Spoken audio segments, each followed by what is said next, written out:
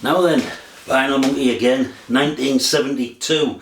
Again, what a bloody year for music, absolutely incredible. And once again, I've decided to split my top tens into a sort of British, Irish, European, although in this case it's probably mainly British, maybe a little bit of Irish, and North American.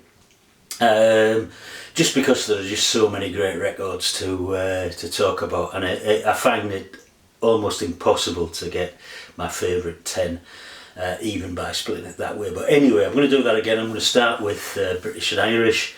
Yeah, I've got a hat on in the house today. It's not for effect, although I am becoming increasingly prone to wearing hats for effect, but it's bloody freezing, that's all. And you know, the cost of energy here in the UK anyway, I guess right across the world anyway, is unbelievable at the moment, and so we're trying to keep the heating off as much as possible, putting hats and coats on during the day in the house, which might seem crazy, but you know, if it comes down to whether to you know, take your hat and coat and sit around in a t-shirt and shorts, put the heating on, or pop round the corner maybe, as I did earlier today, and buy a nice copy of Weather Report's Heavy Weather for less than a tenner. You know, if it's a choice between that and putting the heating on, then yeah, I know what I'd rather do if I can stand it. So I've got the hat on. Anyway, I'm going to talk as usual just very quickly about some that didn't make it. Oh, but first of all, sorry again, apologies for my cataloguing system. As I'm looking for certain LPs, I'm coming across other ones from previous years I've covered that I'd forgotten about and didn't include. These two from 1969 I think would almost certainly have got into that top 10, although would have been there or thereabouts. Procol Harum's A Salty Dog, brilliant album. And Amon Dull too,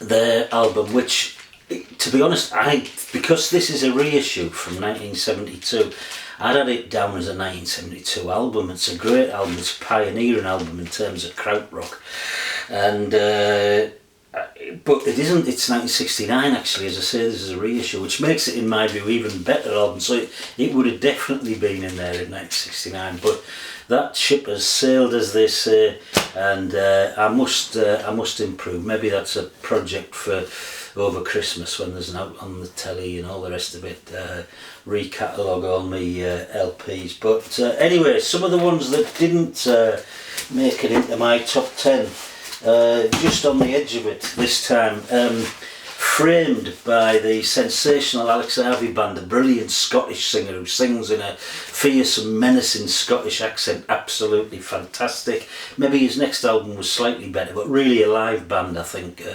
Alex Harvey Band, just outside. Free's last album, Heartbreak, and one of their best, a great album, again, just outside. I had this one in and out and in and out, and some people, it's a divisive album, but I love it. I think it was a really important album. I think it was great that John chose to get these issues out there and in the open, and this is his political album, Sometime in New York City, John Lennon. Lindisfarne's third, Dingley Dell, lovely stuff. Sorry, I've dropped one here. Didn't quite make it. Rod carried on from where he left off last time with just another great album, Never a Dull Moment, Rod Stewart. The Groundhogs keep just slipping outside me top 10, don't they? This is Who Will Save the World, with a brilliant superhero comic cover. Slade were sort of born, this is their first album. I went to see Slade in Newcastle City Hall in this year, 1972. Absolutely fantastic, great rock band. Really, I suppose, a singles band in the main, but that's a cracking rock album. Didn't quite make it. Cat Stevens again was in last time, and this is another lovely album, Catch Bullet 4. He had a series, 3 or 4 gorgeous albums in the early 70s, just outside. And the Moody Blues, who I never really got into at the time, but this is the Seventh Sojourn, and this isn't bad. It's quite an interesting album, but again outside the top 10. So who is in my top 10 for 1972, British and Irish? At number 10, as I say, I kept changing this right up to the up to the wire. But at number 10 I've got Jonathan Kelly, Twice Around the Houses. Jonathan Kelly, the Irish folk singer songwriter from Drogheda in Ireland. 2 albums in 72 and 73.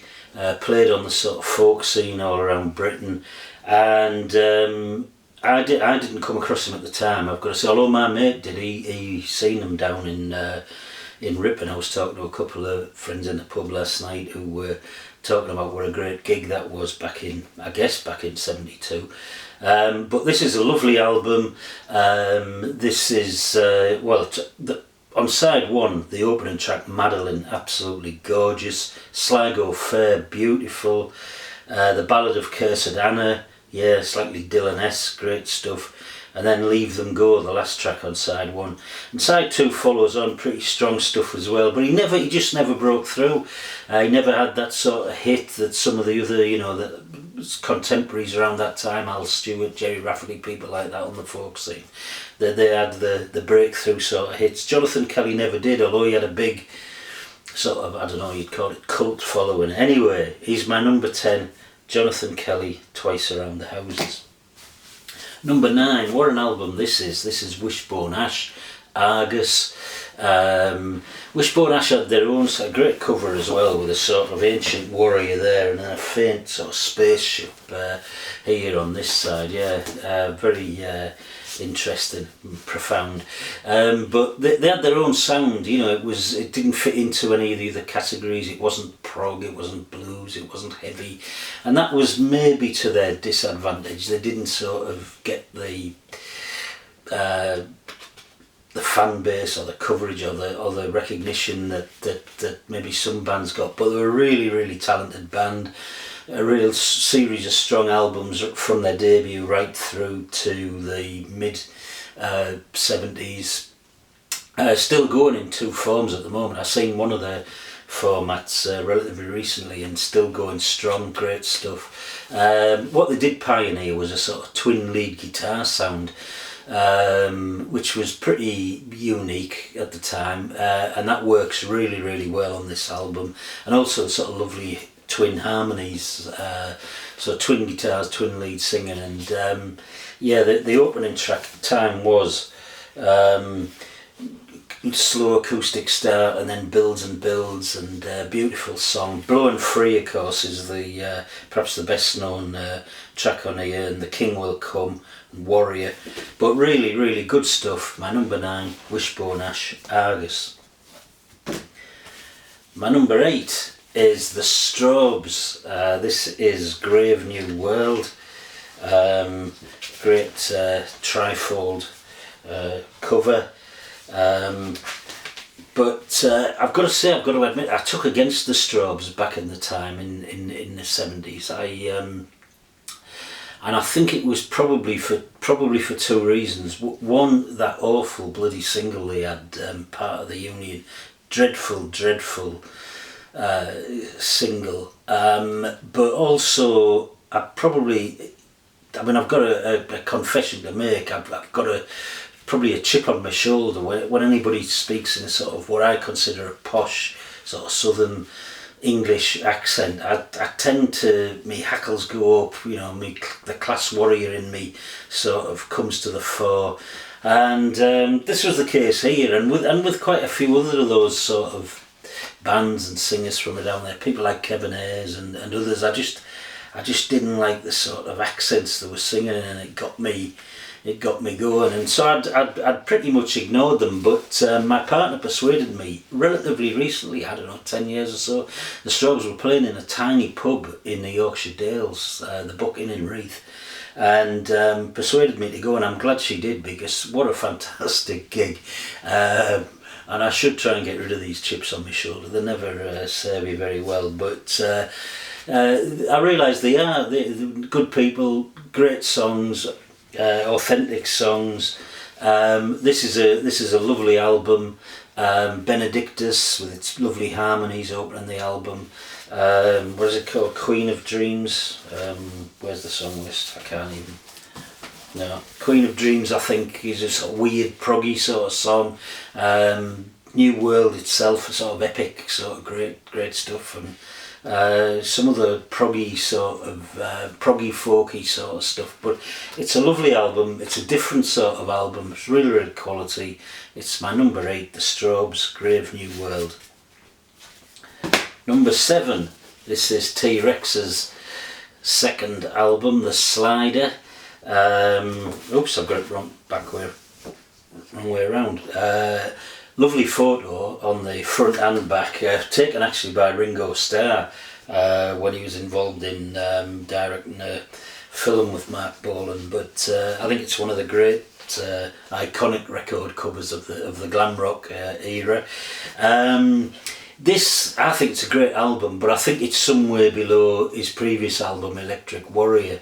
I love the presumably autobiographical Spaceball Ricochet, the 2 singles on here, Metal Guru and Telegram Sam, great stuff, and then the song Ballroom of Mars, where he sort of name checks Bob Dylan and John Lennon.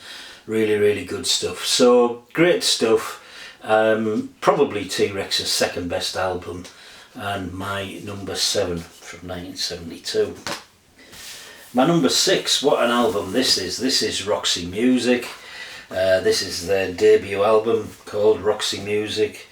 There's the 6 members of the band in the Brian Ferry, Phil Manzanera, Eno, Andy Mackay, Brian Ferry, Paul Thompson, and the short-lived bass player Graham Simpson, who left after this album. But yeah, beautiful album, really different. It's eclectic, I don't know what it is, it's not prog, it's not glam, it's definitely not jazz, but there are elements of all of that in these songs it just sounded really new at the time. Avant pop, some people called it, or art rock. It's got Brian Ferry's sort of original lilting sort of croony voice. It's got Andy Mackay's oboe and sax, which sound really different, and then Eno, of course, doing things making sounds that nobody else was making in popular music. It doesn't include the single that was released at the same time, Virginia Plain. It doesn't appear on any of their albums, although it was included. This is an original edition. It was included in later editions of it, but it's none the worse for all that. Side 1 are all brilliant songs. Side 2, maybe not quite so strong, but love the song Sea Breezes. So on side 1 you've got Remake, Remodel, Ladytron, If There's Something, and HB, but all absolutely brilliant and new and different. And that's my number 6, Roxy Music. My number 5, Elton John's Honky Chateau.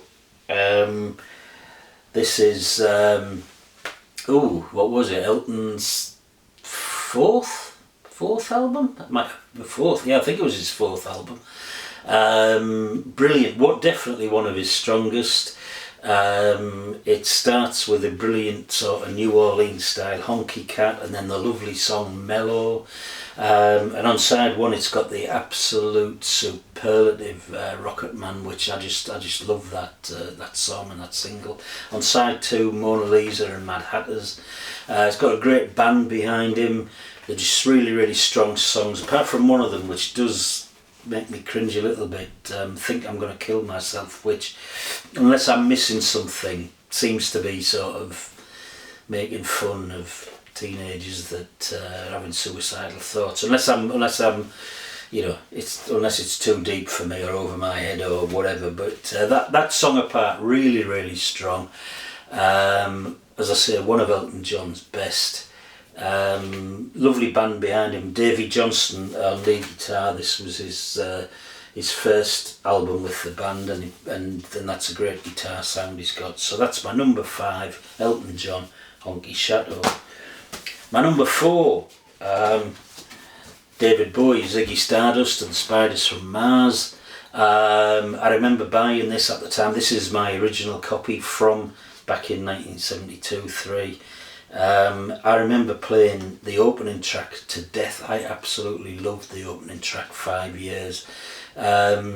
And I mean, despite all that abuse and playing and taking this around to other people's houses and parties and all the rest of it, it still sounds absolutely, this LP still sounds absolutely fantastic today. And the songs are just so memorable all the way through it, just great pop rock songs. You can hear the sort of influence of T-Rex and maybe Iggy and maybe Velvet Underground in there as well, particularly T-Rex. But they're just great songs, great hooks. They're so memorable, they stay with you. It is one of those albums you almost don't have to listen to. You would be the first note of the song, and you're there with it. It's just, as I say, so memorable. Great album. My number 4, David Bowie, Ziggy Stardust. My number 3, again, what an album this is. There are only 7 songs on this. This is St. Dominic's Preview by Van Morrison. And 4 of those songs are absolute classics. The other 3 are just great songs. 3 of those 4 classics are, I think, amongst Van Morrison's best ever songs, which in my view makes them some of the best ever songs in popular music ever. And they are the title track St. Dominic's Preview, which I had the pleasure of watching Van perform at a really small gig in Ireland a few years ago. A fantastic performance of that song. The last track on the album, Almost Independence Day, and then the absolutely unique and stunning and one of the greatest songs of all time, where Van Morrison transcends, I think, rock and popular music into another place altogether. It's just a beautiful, beautiful piece of art, and that is the song Listen to the Lion. And if anybody who's watching this has not heard Listen to the Lion, then, I don't know, get some headphones, get some decent quality sound or whatever it is, and just give that a listen. It is absolutely beautiful and unique. Yep, that's my number 3, Van Morrison's St. Dominic's Preview. My number 2 is the incredible Jethro Tull album, Thick as a Brick. One song, 40 minutes. The opening passage is absolutely beautiful, and it very, very quickly just worms its way into your head, and it serves to carry you through the whole 40 minutes or more. And I say 40 minutes one song, and it never feels too long. It never feels pedestrian. It doesn't feel like there's any music or time wasted on it. It's really, really good. It's really different. The changes in tempo, the dynamic range, the sort of silences, the subtleties, the to-ing and fro-ing, ebbing and flowing of this album are just absolutely lovely. Was it parodying prog rock? Ian Anderson has often seemed to suggest that he was taking the piss out of the way prog rock was going at the time, but whether it was or wasn't, it doesn't matter to me. It's a beautiful album.